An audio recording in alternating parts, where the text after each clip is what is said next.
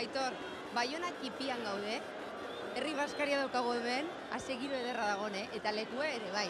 Leku ezaguna, Baiona txipia. Hau da Baionako bihotza.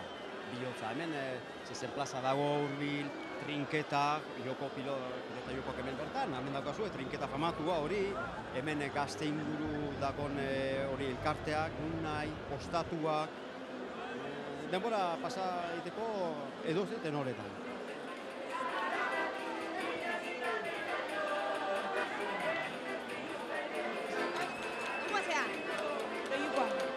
Baiona txipian, murgilduta, ze giro polita eta euskalduna, Aldi bere. Lehenengo dizutarri naz Baionako jaietara, eta esan nahiko girona da, bai. Posgarria da ikustea euskal giro beba dauela. Dantzan eta ondo moldatzen dira? Bai, oso ondo, hemengo dantzari eta kantari oso finak diren.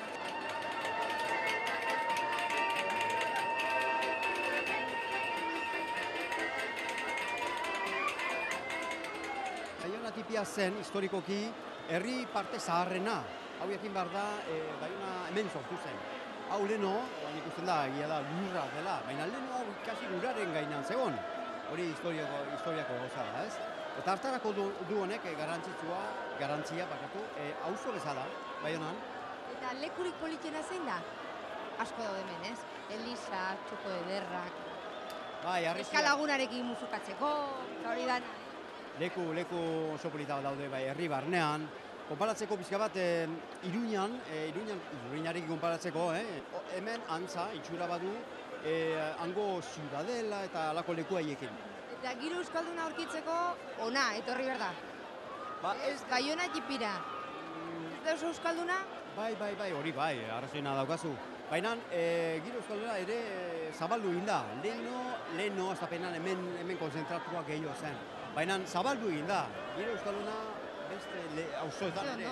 Bai, noski, dudarik gabe. Bera garazikoa. Michelin maztea.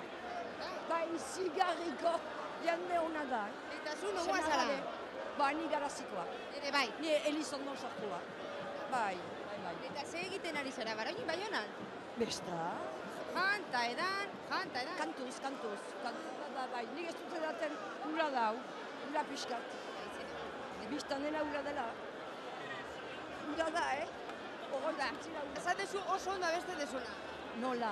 Eta guretzako zerbait abestu beharko dezu, Mendiek